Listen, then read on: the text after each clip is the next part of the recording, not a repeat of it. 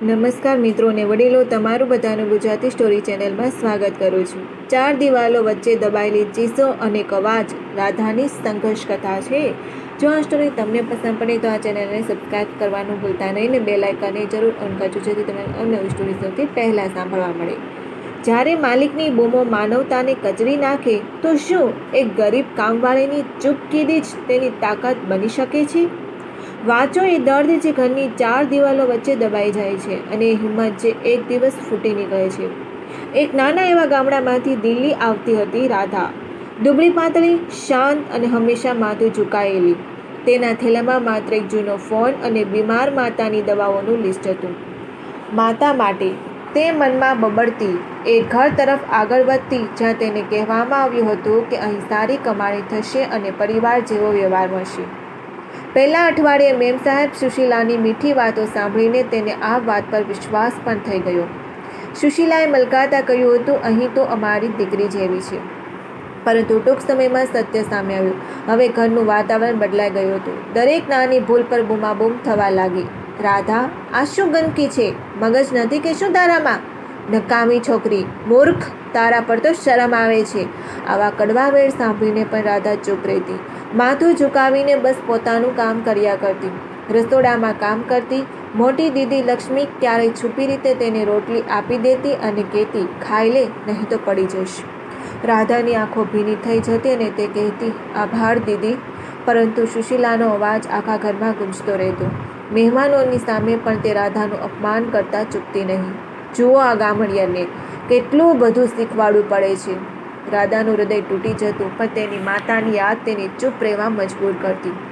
એક રાત્રે થાકીને લોટપોટ થઈ ગયેલી રાધાએ હિંમત કરીને કહ્યું, મેમ સાહેબ, માથું બહુ દુખે છે, થોડો આરામ કરું? જવાબમાં તરત જ તાડૂબતો અવાજ આવ્યો, આરામ? પૈસા લે છે ને, ઘરે જતી રહેજે જો કામ ન કરવું હોય તો। બીજી તરફ કેટલાય મહિનાઓથી તેને પગાર પણ અધૂરો જ મળતો હતો।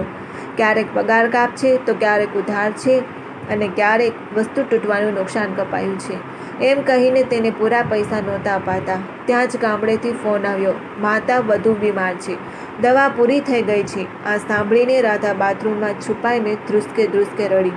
પણ એ રડવાનું હવે તેના સંઘર્ષની શરૂઆત હતી। તેને છુપી રીતે માલિકના વર્તનનું રેકોર્ડિંગ કરવાનું, તારીખો લેવાનું અને પુરાવા એકઠા કરવાનું શરૂ કર્યું। આ બધું બદલો લેવા માટે નહીં, પરંતુ પોતાનું સત્ય સાબિત કરવા માટે હતું। એક દિવસ લક્ષ્મીએ તેને રસ્તો બતાવ્યો, રાધા, એક હેલ્પલાઇન છે, ત્યાંથી મદદ મળી શકે છે। રાધા ડરી ગઈ, જો હું પકડાઈ ગઈ તો? તમને આ વાર્તા કેવી લાગી જરૂર કહો કમેન્ટમાં। અહીં આ રીતે જીવતા રહેવાનો ડર તેના કરતાં પણ વધારે છે। લક્ષ્મીએ હિંમત આપી। એ જ રાત્રે છુપાઈને રાધાએ ફોન જોડ્યો। ધ્રુજતા અવાજે તેણે કહ્યું, હેલો, હું રાધા, દિલ્હીમાં કામવાળી તરીકે કામ કરું છું। મને પૂરા પૈસા નથી મળતા, રોજની બૂમાબૂમ અને અપમાન, મને બહુ ડર લાગે છે। સામે છેડેથી ખૂંફાળો અવાજ આવ્યો, ડરીશ નહીં, કાલે ચોક્કસ મદદ આવશે। બીજા દિવસે સવારે દરવાજા પર ટકોરા પડ્યા। અધિકારીઓ અને સોશિયલ વર્કર ઘરે આવી પહોંચ્યા। સુશીલા બરાડી ઉઠી, આ શું નાટક છે? આ છોકરી તદ્દન જુઠ્ઠું બોલી રહી છે। પણ આજે રાધા રૂમમાંથી બહાર આવી। શરીર ભલે નાનકડું હતું પણ આજે તે અડગ ઊભી હતી। તેણે સુશીલાની આંખમાં આંખ નાખીને કહ્યું, મેમ સાહેબ, આ માત્ર મારી મહેનતના પૈસા નથી, મારી ઇજ્જતનો પણ સવાલ છે। સુશીલાનો અહંકાર રાધાના આત્મવિશ્વાસ સામે ટકરાયો। તેણે પોલીસ અને સોશિયલ વર્કરોને પણ ફોડી લેવાનો પ્રયાસ કર્યો। તમે લોકો જાણતા નથી આ નોકરાણીઓ કેવી હોય છે। ચોરી કરી હશે એટલે હવે બચાવ માટે નાટક કરે છે। સુશીલાએ પોતાનો બચાવ કરતાં કહ્યું, પરંતુ ત્યાં આવેલી મહિલા અધિકારીએ સુશીલાને હાથમાં ઇશારાથી શાંત રહેવા કહ્યું અને રાધા તરફ ફરીને પૂછ્યું, બેટા, તારી પાસે શું પુરાવા છે?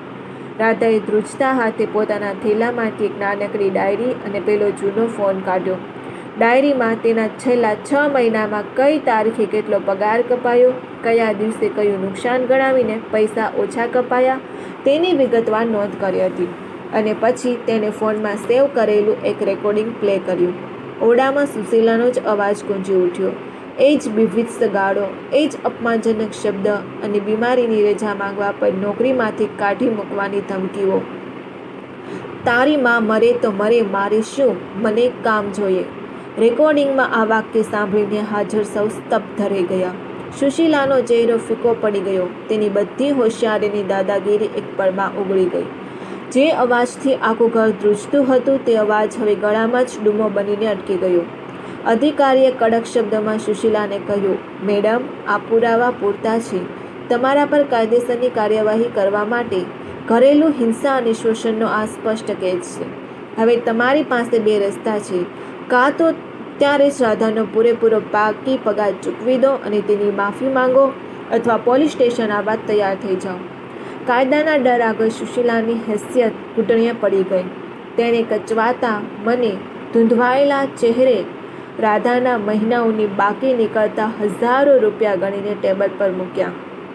પૈસા હાથમાં લેતી વખતે રાધાની આંખોમાં આંસુ હતા, પણ આ વખતે એ લાચારીના નહીં, વિજયના આંસુ હતા. જતાં પહેલાં રાધા રસોડામાં તરફ ફરી. ત્યાં લક્ષ્મી દીદી ભીની આંખે તેને જોઈ રહી હતી. બંનેની નજરો મળી અને મૂંગો આભાર વ્યક્ત થયો. લક્ષ્મીની એ એક સલાહ રાધા માટે જીવંત રક્ષક બની હતી. અંત અને નવી શરૂઆત.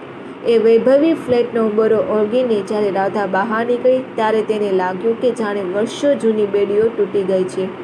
દિલ્હીની ભીડભાડવાળી સડકો આજે તેને ડરામણી નહીં પણ આઝાદ લાગી રહી હતી. તે સીધી બસ સ્ટેશન પહોંચી, ગામની બસ પકડી અને રસ્તામાં જ માતા માટે જરૂરી બધી દવાઓ ખરીદી લીધી.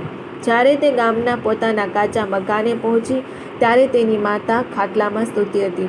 રાધાને જોઈને માની નિસ્તેજ આંખોમાં ચમક આવી ગઈ. રાધા દોડીને માને ભેટી પડી. માં, હું આવી ગઈ. તારી દવા પણ લાવી છું. હવે તારે ચિંતા કરવાની જરૂર નથી. રાધાએ માના માથે હાથ ફેરવતા કહ્યું. માએ ધ્રુજતા હાથે દીકરીનો ચહેરો પકડ્યો અને કહ્યું, તું બહુ દુબળી થઈ ગઈ છે બેટા. રાધા હસી પડી. એ હાસ્યમાં એક સંતોષ હતો. તેને એક યુદ્ધ જીત્યું હતું. માત્ર પૈસાનું નહીં પણ આત્મસન્માનનું. શું શીખ મેળી? 4 દિવાલો વચ્ચે દબાયેલી એ ચીજ આખરે એક અવાજ બનીને બહાર આવી હતી. રાધાની ચૂપકીદી તેની નબળાઈ નહોતી પણ એ જ્વાળામુખી પહેલાંની શાંતિ હતી. તેની હિંમતે સાબિત કર્યું કે ગરીબી મજબૂરી હોઈ શકે છે પણ લાચારી નહીં.